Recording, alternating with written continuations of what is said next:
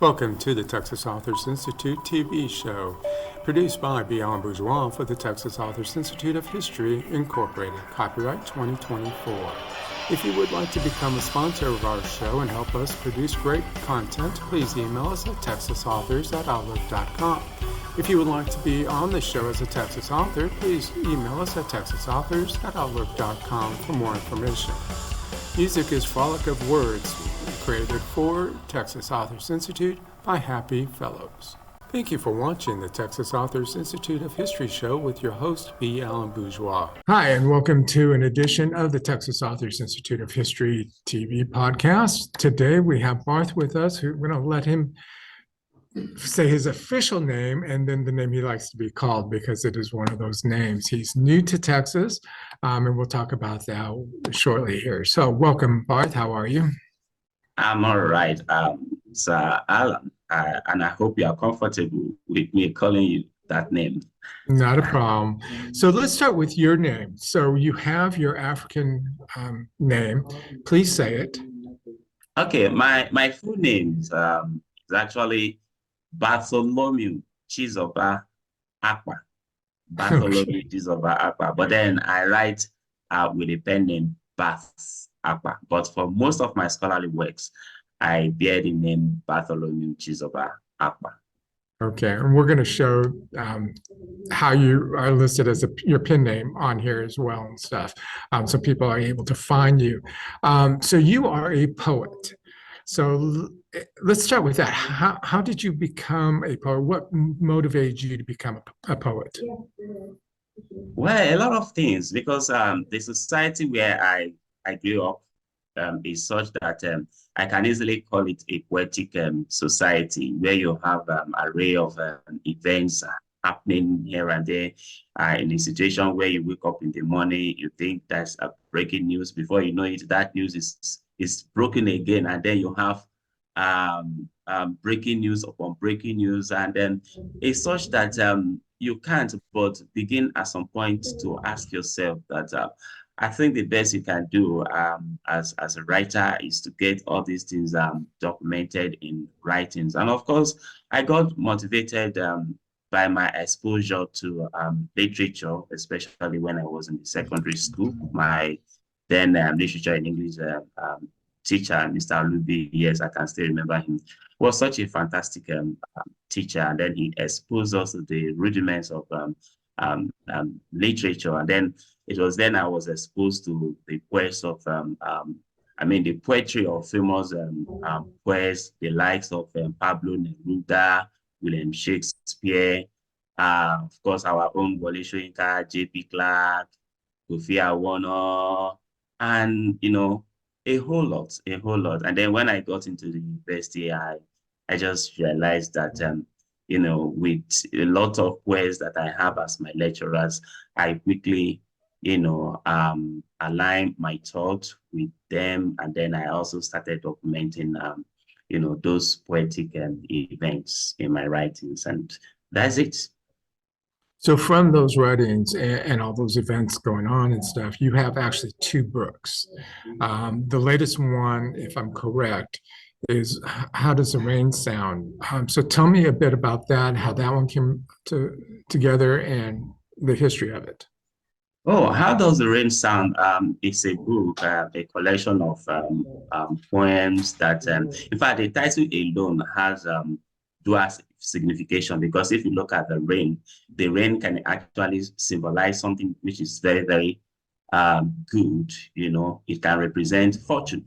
The rain can as well represent misfortune, depending on how you are looking at it. But largely in this collection, I think I'll go with the second meaning, which has the signification of the misfortunes that are currently ravaging my society. Because in this collection, you have a lot of thematic interest, ranging from politics, bad governance, ranging from issues like love handles, ranging from issues such as, of course, the recent COVID-19, and a whole lot. So the book comes with a plethora of interpretations and then meanings depending on where you are examining it and looking at it from. So a lot of things you find in this book. How does the rain sound? I mean, if you were affected by the COVID-19,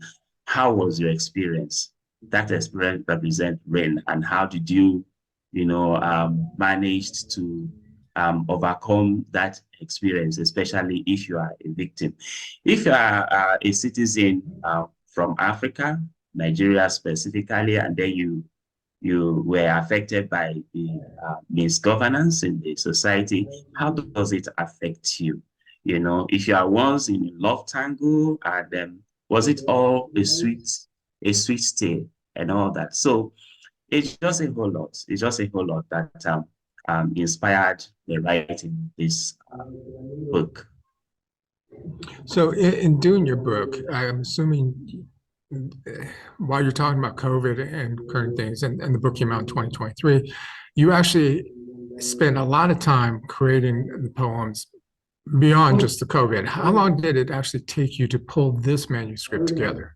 Well, I must confess that it took me close to 4 years, because I started the journey of this second collection after my first, my debut collection, Land of Tales, which was published in 2019.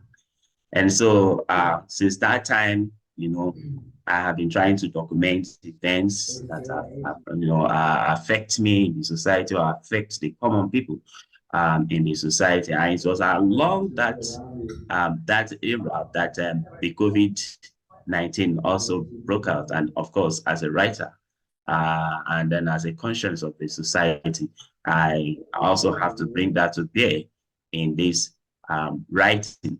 And then along that side too, of course, you are aware of the Black Lives Matter experience and all that. So you also have poems that actually speak to that. You have poems that speak to racism. And then racism now is not just about what many people think, maybe whites against black. No, but we also have racism that exists between blacks and blacks. For instance, where I come in Nigeria, we have, all manner of racism, because it's a country of different ethnic nationalities. And in so many occasions, you have, what I can also capture as racism. Of course, you are also familiar with the issue we, experience in South Africa too. So what you also describe that is also racism. So it's not just about whites against blacks, but also about blacks against blacks themselves. Yeah, I know here in the States, there has been talk over the years of light skins versus dark skin and the mixed race versus purebred. And this goes not only to the African American Black community, but also into the Native Americans, even Latinos have run into this and stuff. So racism can come in a lot of different ways and a lot of different forms. You mentioned Black versus Black. So do you see that more in your home country or here in the States? Of course, I see that more in my home country. And even in Africa. So, or how do we describe the issue of xenophobic attacks in South Africa? The protest there is blacks against blacks, not even blacks against the whites, or not even whites against the blacks. It's also blacks against fellow blacks. Or if you're in Ghana, for instance, and then you have discrimination between Ghanaians and then Nigerians, or you are in Nigeria, you have discriminations between Nigerians and Ghanaians. Or you are even in Nigeria, where I come from, and then you have this discrimination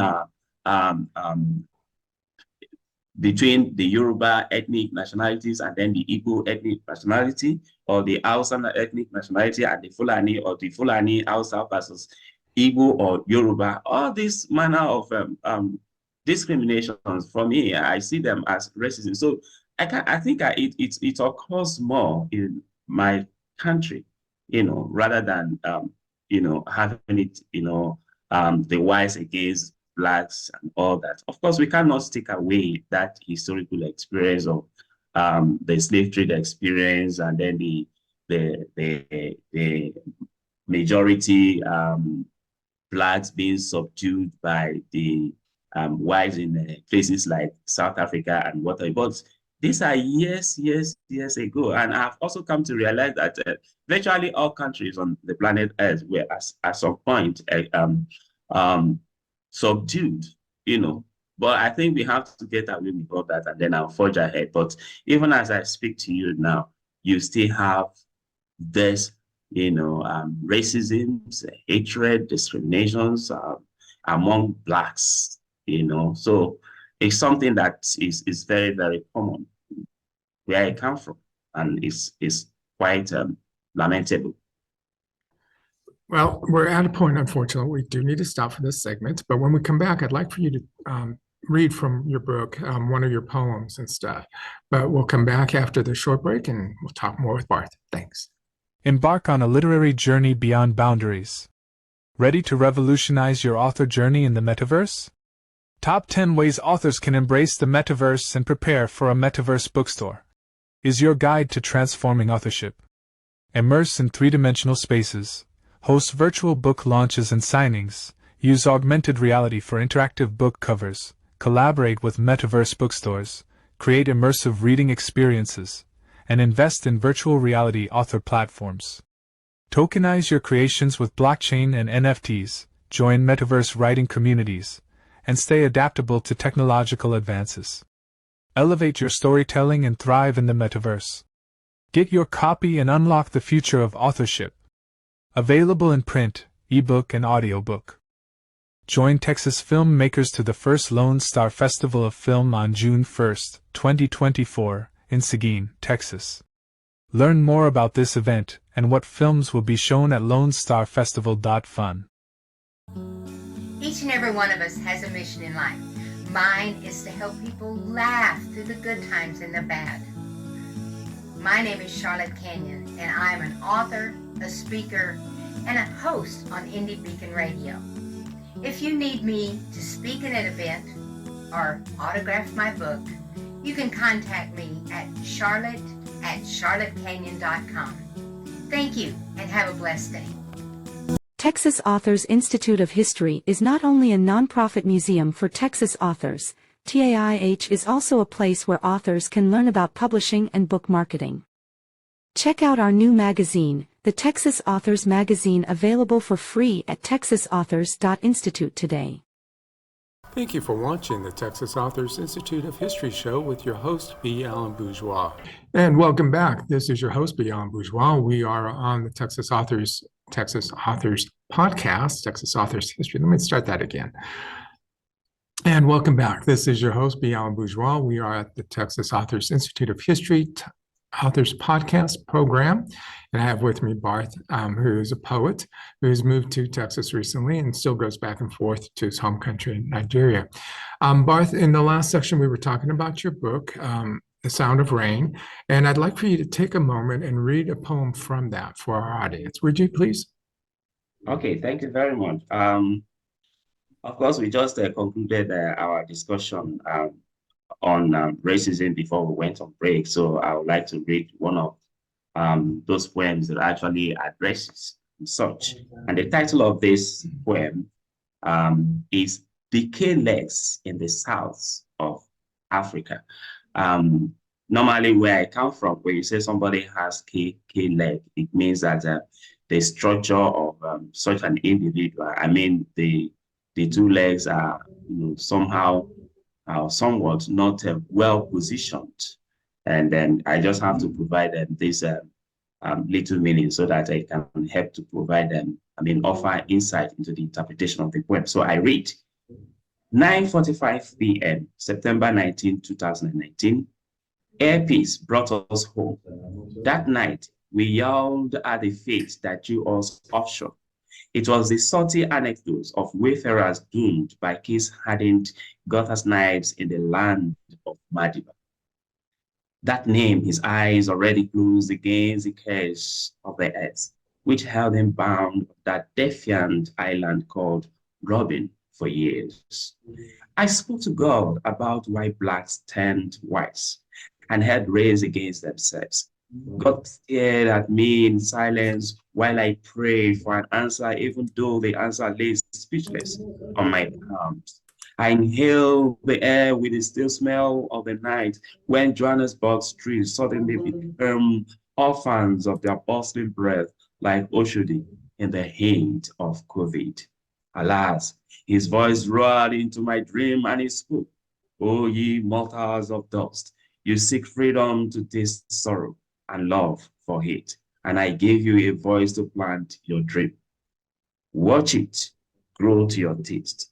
This is why your freedom kept you wandering the cross of the earth. Remember ye this day, therefore, that you are children of dust, upon which you splash kindred blood in needless hate, and against the memory of Saint Mandela.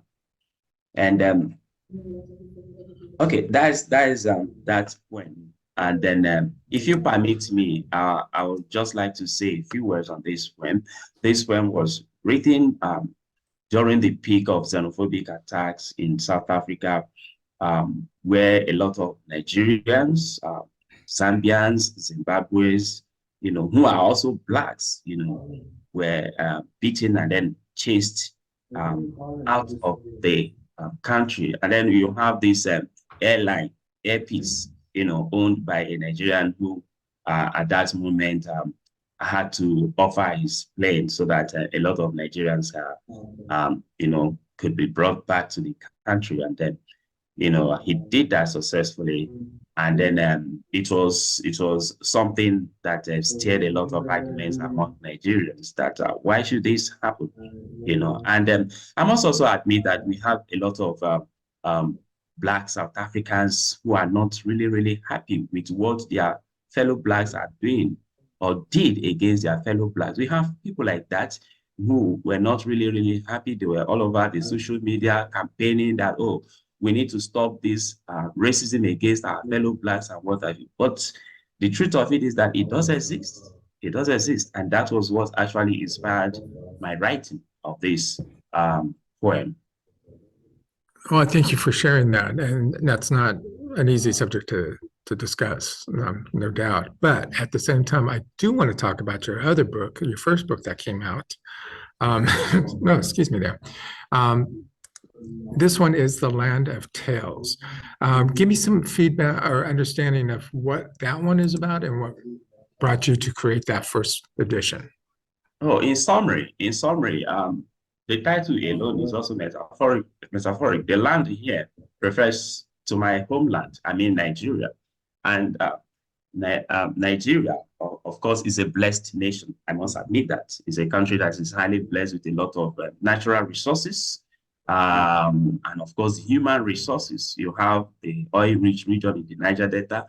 You have the well-enriched agricultural landscape in the northern part of the country. You have a lot of industry, especially in the southwestern part of the country. And so the country is actually blessed with great fortunes in terms of mineral resources and all that. But in the midst of this abundance, what do you get? What do you get, especially as it relates to public governance? Public governance is so poor, such that at the end of the day, you have a lot of Nigerians who are below,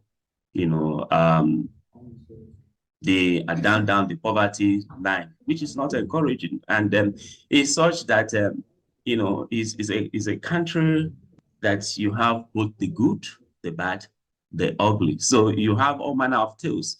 The tales can be good, it can be, bad, depending on how you look at it. And so it was in this context that I decided to also capture a lot of events, happenings, that stirred up arguments, debates, controversies. And that is what you find in this collection. Take, for instance, you have the issue of Boko Haram. I don't know if you have heard of it, where you have some, kind of religious extremists who, go about committing a lot of suicide attacks against their fellow citizens.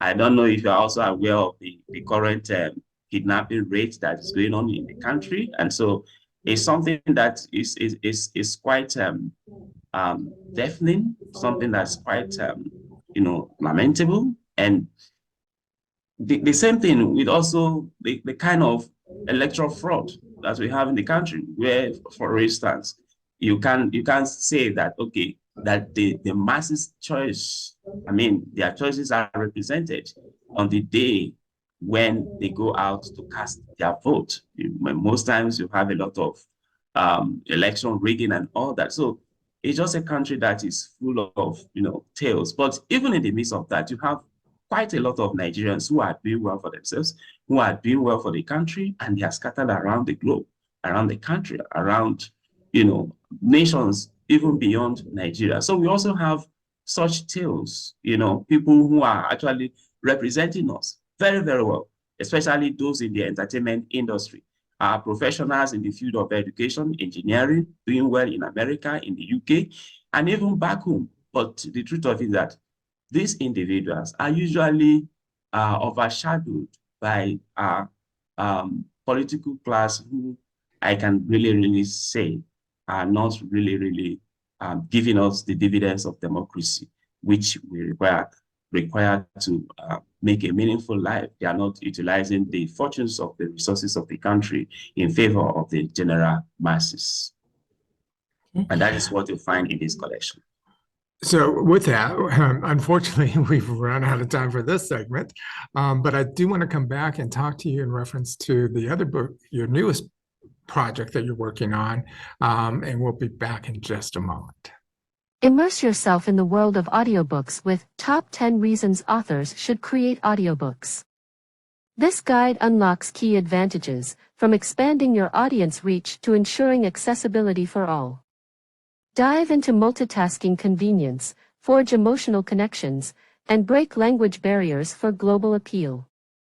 Narrate your own audiobook for a personal touch, explore genre adaptability, and tap into the profitable market. Stay ahead with technological trends and use audiobooks as powerful marketing tools, opening doors to interviews, podcasts, and exposure opportunities. Elevate your authorial journey with the Sonic Revolution. Get your guide to audiobook success now. Available in print, ebook, or audiobook. Join Texas Creatives on June 1, 2024 in Seguin, Texas for the 3rd Lone Star Festival. It's free to the public and a lot of fun for all types of families. Learn more about the event and who is attending and performing at LoneStarFestival.fun. Texas Authors Institute of History is not only a nonprofit museum for Texas authors. TAIH is also a place where authors can learn about publishing and book marketing. Check out our new magazine, the Texas Authors Magazine, available for free at texasauthors.institute today. Thank you for watching the Texas Authors Institute of History show with your host, B Alan Bourgeois.